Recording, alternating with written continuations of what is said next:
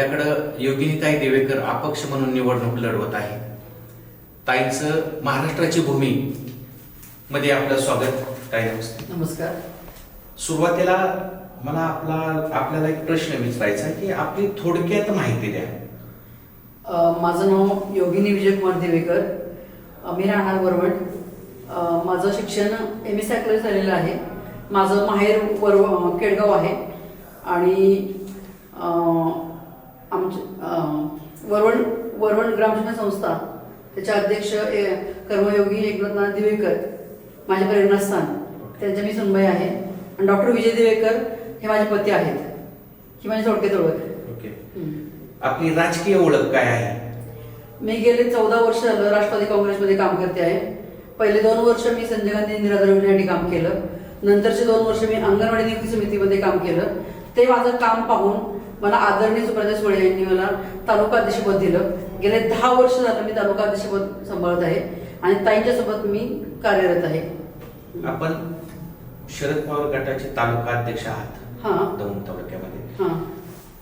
तालुका अध्यक्ष असतानाही आपण आता अपक्ष म्हणून निवडणूक लढवता, काय कारण आहे? खरं तर हे माझे दुर्दैव म्हणावं लागेल, कारण का गेले 14 वर्ष मी पक्षासाठी खूप चांगल्या प्रकारे काम केलेलं आहे. अगदी निष्ठावंत म्हणून काम केलेलं आहे. पण आता आपल्या तालुक्यात, दौंड तालुक्यातच नाही तर पूर्ण महाराष्ट्रामध्ये जे घडलेलं आहे घडामोडी, त्याच्यामुळे आपल्या पक्षामध्ये जेव्हा आम्हाला कल्पना दिली होती की राष्ट्रवादी काँग्रेस आणि तुतारी संयुक्तरित्या लढणार आहेत, त्यावेळेस आम्हाला वाटलं होतं की आम्हाला 2 किंवा 3 सीट मिळतील. पण नाही, दोन्ही एकत्र आल्यामुळे माझा पत्ता कट झाला.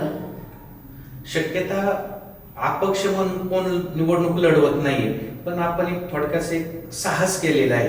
काय कारण आहे याच्या पाठीमागचं? ह्याच्या मागचं कारण म्हणजे माझा 14 वर्षाचा आता परिश्रम, माझा 14 वर्षाचा अनुभव आणि मी जे काम केलेलं आहे त्या कामावर माझा विश्वास, त्या विश्वासाच्या जोरावर मी निवडणूक लढवत आहे. मला खात्री आहे की आता माझ्यासमोर जे उमेदवार आहेत हे कालपर्यंत रिंगणात पुढेच नव्हते. 8 दिवसापूर्वी यांची नावं सुद्धा माहीत नव्हती. पण माझं जिल्हा परिषद लढवणं हे माझं ध्येय आहे. गेले 14 वर्ष हे ध्येय घेऊन मी वनवन काम केलेलं आहे आणि मला खात्री आहे की मी याच्यामध्ये यश मिळू शकेल, नक्की मिळवणार. आम्हाला अशी माहिती मिळालेली आहे की तुमच्या घरामध्येच दुसरे उमेदवार आहेत, तर तुम्ही त्यांच्या विरोधात निवडणूक लढवणार. साहेब, कसं माहितीये का, मला आता माझा फोकस क्लिअर आहे. मला माझं ध्येय गाठायचं आहे. माझ्या बाजूला इकडे कोण आहे आणि इकडे कोण आहे याची मला काही देणं घेणं नाहीये. मला माझं ध्येय गाठणार आहे मी. आणि मला खात्री आहे की मी चांगल्या प्रकारे लोकांपर्यंत पोहोचून माझ्या कामाच्या जोरावर मी ही निवडणूक लढू शकते. आता सध्या दौंड तालुक्यामध्ये राजकीय जी परिस्थिती आहे याच्यावरती आपलं मत काय आहे? आता खरं तर हे जे आता घडामोडी घडलेल्या आहेत ह्याच्यामध्ये निष्ठावंतांचा बळी गेलेला आहे.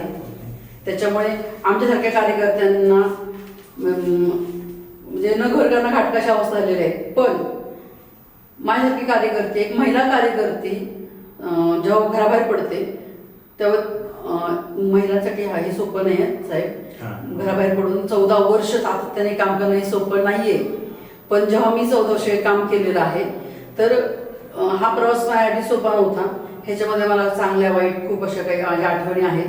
पण त्यातून मी घडले आणि ह्यातून मला एवढंच कळतंय की बाबा मी जर नाही का चांगल्या प्रकारे काम केलेलं असेल आणि मतदारांना पोहोचले असेल तर 100% माझे मतदार माझी किंमत करतील. वरच्या राजकारणामध्ये गटातटाचं राजकारण त्याच्या सोयीनुसार होत असतं. पुढाऱ्यांनी सोयीनुसार त्यांचं गोष्टी केल्यात, सोयीनुसार त्यांचे ते उमेदवार ठरवलेले आहेत. पण आता वेळ आलेली आहे मतदारांनी दाखवून द्यायचं. वरती सोयीनुसार काही जरी झालं असेल ना तरी त्यांना उमेदवार कोण पाहिजे. कारण का गेले 2 महिने झाले मी माझ्या 10 गावांमध्ये फिरलेले आहे. त्यावेळेस मला उमेदवार म्हणून त्यांनी पसंती दिली होती आणि त्यांनी मला सांगितलं होतं की ताई तुमच्यासारख्या धडाडीचे कार्यकर्ते आम्हाला पाहिजे, उमेदवार म्हणून तुम्ही पसंत आहेत. पण आत्ताच्या घडामोडीमध्ये जे माझा पत्ता कट झालेला आहे तर मला खात्री आहे की माझे जे सर्वसामान्य जनता आहे त्यांनी माझं काम बघितलेलं आहे. ताईंसोबत मी ज्यावेळेस मागं जाऊन सांगतो तुम्हाला, मी ज्यावेळेस तुतारी हे चिन्ह ताईंना मिळालं होतं तेव्हा तालुक्यामध्ये बोटावर मोजणारी अशा मी लोक होतो की घराघरात तुतारी पोचवली आम्ही. सातत्याने 3 महिने ताईंसाठी आम्ही घरोघरी जाऊन तुतारी चिन्ह पोचवलं. तेव्हाच माझी ओळख झाली होती. त्याच्यामुळे ती ओळख मला आता काम येणारच ना. आता तुम्ही सांगितलं की 14 वर्ष तुम्ही राजकारणामध्ये आहात. आता 14 वर्षामध्ये तुम्हाला हा संघर्ष करावा लागलेला आहे. या संघर्षावरती काय सांगाल तुम्ही? ऍक्च्युली 2012 मध्ये मी फॉर्म भरला होता. त्यावेळेस माझं स्वतःच असं राजकीय काही काम नव्हतं. मी सक्रिय पण नव्हते राजकारणामध्ये. फक्त माझ्या पतीला वाटत होतं की मला जिल्हा परिषदला मी निवडणूक लढवावी. पण मला घरातूनच संघर्ष झाला. म्हणजे माझ्या उमऱ्याच्या आतच संघर्ष होता. त्यावेळेस माझं काही कारणामुळे मला उमेदवारी मिळाली नाही. त्यावेळेस मी असा विचार केला की चला आपलं काहीच काम नव्हतं. आपल्याला जर करायचंच असेल तर आपण शून्यातून तयारी करूया. आणि साहेब माझी सुरुवात झाली 2012 मध्ये. आणि तिथून मी कामाला सुरुवात केली. आणि तिथून मी स्टेप बाय स्टेप काम करत राहिले. आणि करता करता करता आता 14 वर्ष झाले. आता मला ज्यावेळी 12ला कॉन्फिडन्स नव्हता तो कॉन्फिडन्स मला आता आलेला आहे. लोकांमध्ये जनसंपर्क दांडगा असल्यामुळे, प्रशासनावर पकड असल्यामुळे मी गेले 5 वर्ष ग्रामपंचायत सदस्य आहे. तेव्हा मला माहिती आहे की कुठली कामं कशी करायची, काय करायची. सगळ्या कामाचा मला अनुभव असल्यामुळे माझ्या मनामध्ये आता 1% सुद्धा भीती नाहीये. ओके. आता जे उमेदवार आहेत त्याच्यामध्ये आपण कार्यक्षम आहात असे जर आपल्याला वाटतं तर काय कारण आहे आपण कार्यक्षम आहात? म्हणजे मी जे काम केलेलं आहे त्या कामाच्या जोरावर मी बोलते. म्हणजे की मी तुम्हाला अशा बोलले की संजय गांधी निराधार योजना त्याच्यावर मी माझ्या गावापुरतं काम नाही केलं. ज्यावेळेस मला माननीय रमेशबा थोरात यांनी मला त्या कमिटीवर जेव्हा घेतलं होतं ते आमदार असताना त्यावेळेस मी राहूपासून खानोट्यापर्यंत आमच्या टीमवर्क होता. आम्ही 12 कॅम्प घेतले होते. प्रत्येक गावामध्ये कॅम्प घेताना मी स्वतः तयारी करायची कॅम्पची. मी स्वतः त्या गावामधल्या सदस्य लोकांना, आपले कार्यकर्त्या लोकांना फोन करायचे की आपल्या ह्या दिवशी कॅम्प असणार आहे. त्यांना मी ती संजय गांधी निराधार योजना समजून सांगायची. परित्यक्ता महिला म्हणजे काय, श्रामबाई योजना म्हणजे काय, सगळी माहिती द्यायची मी त्यांना. कारण मी त्यांना हे सांगायचे सदस्यांना की तुमच्या वार्डातल्या परित्यक्त महिला तुम्हाला माहिती आहेत आणि ही कोण कोण त्या योजनेत बसतं. त्यावेळेस मी असा विचार केला की दादांचे कोण कार्यकर्ते आहेत, आप्पांचे कोण कार्यकर्ते आहेत. कॅम्प घेताना मी भेदभाव बिलकुल नाही केला. दोन्ही कार्यकर्त्यांना फोन करायचे आणि सक्सेसफुली आम्ही ते कॅम्प घेतले. मोठ्या प्रमाणामध्ये एकत्र आम्ही काम केलं. त्यावेळेस त्या कमिटीवर आपले अल्पसंख्याकांचे जिल्हा अध्यक्ष सोहेलभाई खान त्यांच्या मार्गदर्शनाखाली आम्ही कॅम्प घेतले. त्यांनी आम्हाला त्यातून घडवलं की तळागाळातल्या लोकांपर्यंत कसं पोचायचं आणि लोकांची कामं कशी करायची. त्यांचं पण खूप मोठं योगदान आहे माझ्या राजकीय प्रवासामध्ये. आता जो मतदार राजा आहे त्याला आपण काय आव्हान करतात? मला मतदारांना एकच आव्हान करायचंय.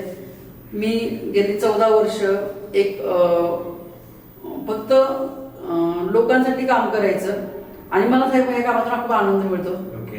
मी म्हणजे महिलांचे जे प्रश्न आहेत त्याच्यावर मी अभ्यास केलेला आहे. आपण आपल्या मतदारसंघामध्ये काय काय करू शकतो त्याचा मी पूर्ण अभ्यास करूनच मी आता इथे उतरलेला आहे. तर मला त्यांना एवढंच सांगायचं की आत्ताचे हे इलेक्शन आहे ह्याच्यामध्ये जर तुम्ही उमेदवार योग्य निवडला तर तुमचे पुढचे 5 वर्ष खूप चांगल्या प्रकारची कामं होऊ शकतात.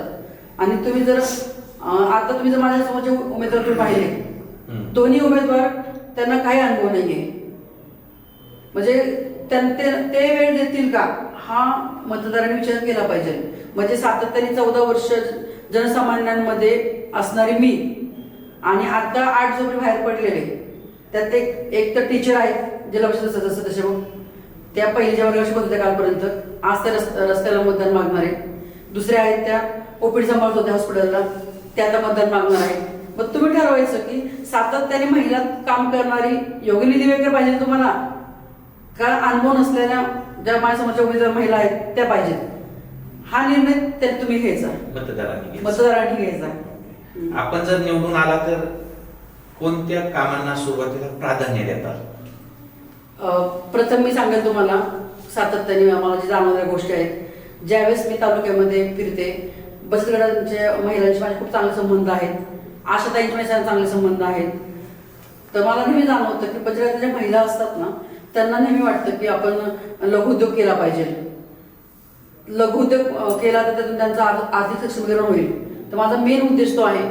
मला काही गावातल्यांच्या महिलांची माझी चर्चा पण चालू आहे, बोलणं पण चालू आहे की बा ताई आम्हाला हा लघुउद्योग चालू करून द्यायचा. तर एक ताकद मिळाल्याशिवाय आपण हे करू शकत नाही. जर मला ही ताकद मिळाली तर मला खात्री आहे, नांदगावच्या महिलांशी माझं बोलणं झालेलं आहे, देलोडी मधल्या महिलांची मागणी आहे, बोरवणच्या महिलांची मागणी आहे की ताई आमच्यासाठी लघुउद्योग करून द्या. तर माझ्याकडे त्याचे फाईल पण तयार आहे. कोणता व्यवसाय कुठे चालेल, आपण कशा प्रकारे करू शकतो आणि मी करणार आहे. मला एक संधी जर मतदारांनी दिली तर मी 100% करू शकते.